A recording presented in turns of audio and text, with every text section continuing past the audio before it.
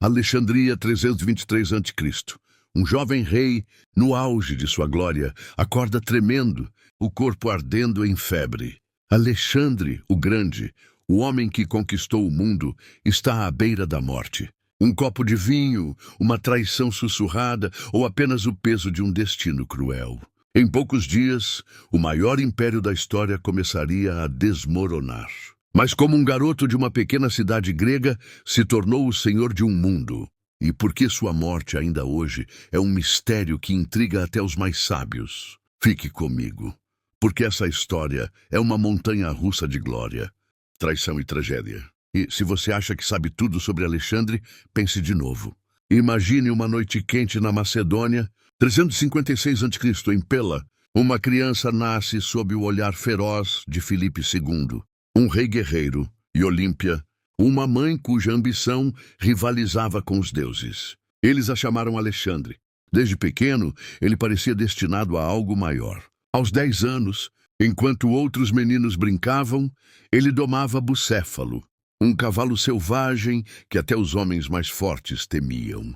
Esse garoto vai superar a todos nós, dizia Filipe, com um misto de orgulho e receio. E ele estava certo. Mas o que moldou esse jovem? Não foi só coragem. Foi Aristóteles, o maior filósofo da época, que o ensinou a enxergar o mundo, não como ele era, mas como poderia ser. Literatura, ciência, filosofia. Alexandre absorvia tudo. Como se soubesse que o tempo lhe seria curto. Aos 20 anos, o destino bateu à porta. Filipe foi assassinado, uma adaga cravada em seu peito durante uma festa. Conspiração, talvez. Alguns apontam para Olímpia, outros para inimigos externos. O fato é que Alexandre, ainda jovem, subiu ao trono da Macedônia. E ele não perdeu tempo. Com um exército leal e uma mente afiada, ele partiu para conquistar. Em poucos anos, esmagou os persas de Dário III. Marchou pelo Egito, pela Pérsia, até as margens da Índia. Cada batalha, uma obra-prima.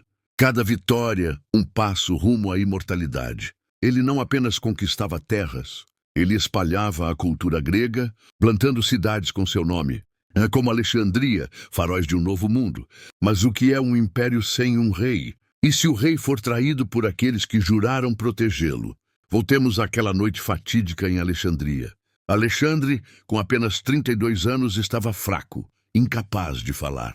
Malária, tifo, ou como alguns sussurram, veneno servido pelos próprios generais, cansados de suas ambições sem fim. A ciência moderna ainda debate. Um estudo recente sugere até a síndrome de Guillain-Barré, que o teria paralisado lentamente, enquanto ele via seu império desmoronar.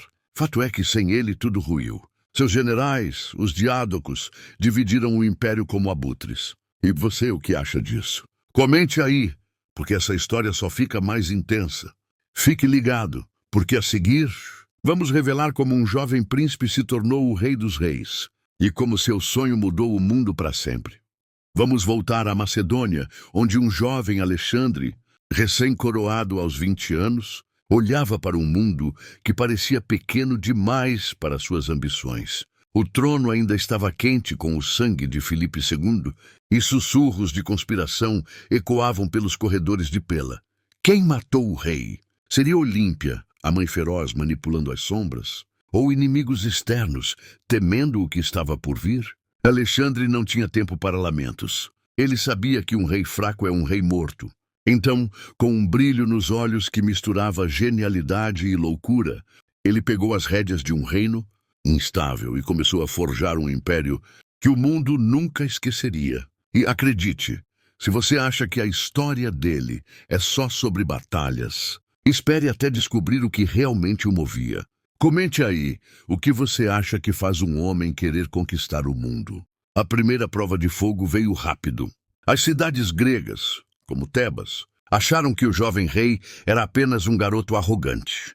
Grande erro. Em 335 a.C., Alexandre marchou sobre Tebas com sua falange macedônica, uma máquina de guerra que ele aperfeiçoou com disciplina e estratégia. A cidade foi arrasada. Um recado claro. Desafiar Alexandre era convidar à destruição. Mas ele não era só brutalidade. No Egito, foi recebido como um deus, coroado faraó. Ele fundou Alexandria, não apenas uma cidade, mas um símbolo de sua visão. Um mundo unido pela cultura grega, onde ideias fluíam tão livremente quanto o Nilo. Essa mistura de força e visão, de espada e filosofia, era o que o tornava diferente. Aristóteles havia plantado a semente. O mundo podia ser moldado por um único homem. Mas nem tudo era glória. Suas campanhas eram um teste de resistência. Na Batalha de Gaugamela, em 331 a.C., ele enfrentou Dário III, o grande rei persa, com um exército muito maior. Alexandre, com menos homens, usou o terreno e a velocidade de sua cavalaria para despedaçar os persas. Foi uma obra-prima tática, mas também um momento de humanidade. Quando capturou a família de Dário, ele a tratou com respeito, como se fossem sua própria. Esse era Alexandre, um conquistador que sonhava com um império onde todos fossem um só povo. Mas será que seus homens compartilhavam desse sonho? Ou já começavam a se cansar de marchas intermináveis? Enquanto ele marchava para a Índia, o peso de suas conquistas começava a rachar as fundações de sua lealdade. Seus generais, seus amigos de infância, murmuravam nas tendas: até onde ele vai nos arrastar? A semente da traição já estava plantada, e o que aconteceu depois mudou tudo.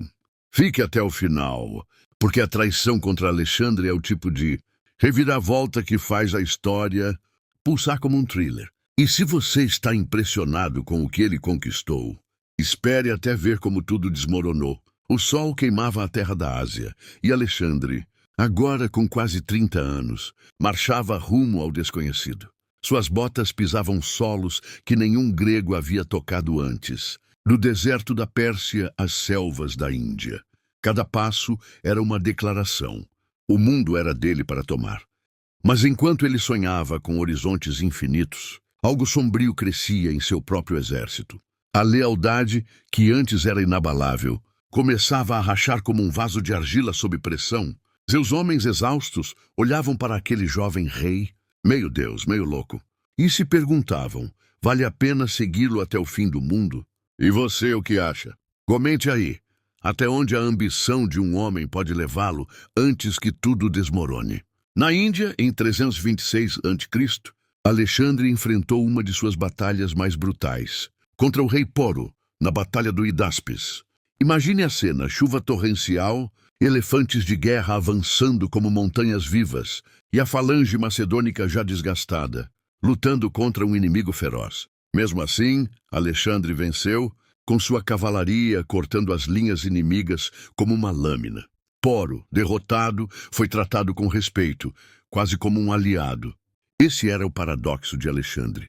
Ele destruía com uma mão e construía com a outra.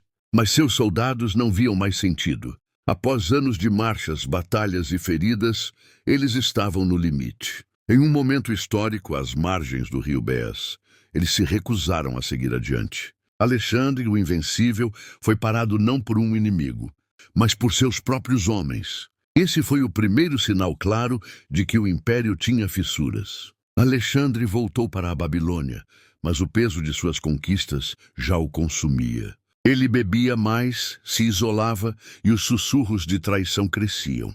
Seus generais, como Cassandro e Ptolomeu, homens que cresceram com ele, começavam a planejar um futuro sem seu rei. E aqui entra o mistério que ainda nos assombra: a morte de Alexandre em 323 a.C. Foi mesmo natural. Fontes da época, como Arriano e Plutarco, falam de febre, talvez malária ou tifo. Mas outros, como o historiador Diodoro, sugerem veneno, talvez servido em um banquete. Um estudo de 2018, da pesquisadora Catherine Hall, até propõe que ele poderia ter sofrido de uma paralisia progressiva, vivo, mas preso em seu corpo, enquanto seus generais decidiam o destino do império. É de arrepiar, não é? Comente o que acha dessa teoria. Quando Alexandre morreu, o império que ele construiu em apenas 13 anos ruiu como um castelo de areia. Seus generais, os diádocos, dividiram o poder, lutando entre si como cães famintos. O sonho de um mundo unido morreu com ele. Mas seu legado, esse sobreviveu. Cidades como Alexandria floresceram, espalhando a cultura grega pelo mundo, moldando a ciência, a arte e até a filosofia. Fique ligado, porque a seguir vamos mergulhar no que restou do Império e como a traição final selou o destino de Alexandre. Se isso já te prendeu, espere até ver o que vem a seguir. A Babilônia, 323 a.C., era um caldeirão de intrigas. Alexandre, o Grande, jazia em seu leito, o corpo consumido por uma febre que ninguém explicava. Seus olhos, que já haviam visto o mundo dobrar-se aos seus pés, agora fitavam o vazio. Ao seu redor, generais, amigos, servos, todos com seus próprios planos. O império que ele construiu, um colosso que ia da Grécia às fronteiras da Índia, tremia como uma folha ao vento. A pergunta pairava no ar, tão pesada quanto o calor do deserto. Quem herdaria o sonho de Alexandre? Ou mais sombrio ainda, quem ousaria destruí-lo? Se você está sentindo o peso dessa tensão, comente aí. Quem você acha que traiu Alexandre no final? Sem um herdeiro claro, o caos já se formava antes mesmo de seu último suspiro. Alexandre, dizem as fontes, murmurou que o império deveria ir para o mais forte. Palavras de um rei ou de um homem febril. Arriano e Plutarco, historiadores da antiguidade, registraram a frase, mas ela só jogou lenha na fogueira. Seus generais, os diádocos, não eram homens de dividir. Ptolomeu, Seleuco, Antígono, Cassandro, cada um queria seu pedaço do trono. E Babilônia, que Alexandre sonhava transformar no coração de um mundo unido, tornou-se o palco de uma guerra civil. Cidades que ele fundou, como Alexandria no Egito, floresceram, mas o império como um todo, esse se despedaçou. Em poucos anos, o que levou uma vida para construir foi dilacerado por ambições menores. Mas o legado de Alexandre não morreu com ele. Suas conquistas redesenharam o mundo. A cultura grega, que ele espalhou como sementes ao vento, criou o que chamamos de período helenístico. Filosofia, ciência, arte, tudo explodiu em cidades como Alexandria, onde a famosa biblioteca se tornaria um farol do saber. Até hoje, quando olhamos para a arquitetura, a matemática ou mesmo a ideia de um mundo conectado, vemos ecos de Alexandre. Mas há uma tragédia nisso. Ele queria unir povos, misturar gregos, persas, egípcios em uma só humanidade. Seus generais, porém, escolheram o caminho da guerra. E se ele tivesse vivido mais? E se a febre não o tivesse levado? Será que o mundo seria outro? Comente o que acha dessa possibilidade. Enquanto os diádocos lutavam por poder, o corpo de Alexandre, embalsamado, tornou-se um troféu. E Ptolomeu roubou o cortejo fúnebre, levando-o para o Egito, onde o rei morto foi venerado como um deus. Ironia cruel, o homem que queria ser imortal virou relíquia, enquanto seu império virava cinzas. Essa é a história de Alexandre, glória, traição e um vazio que ainda ressoa. Se você ficou impactado com esse final, compartilhe nos comentários o que mais te marcou. E se quer saber como o mundo mudou após sua morte, não perca os próximos vídeos do História Revelada. A saga do Império Grego está longe de acabar, e o que vem a seguir vai te surpreender ainda mais.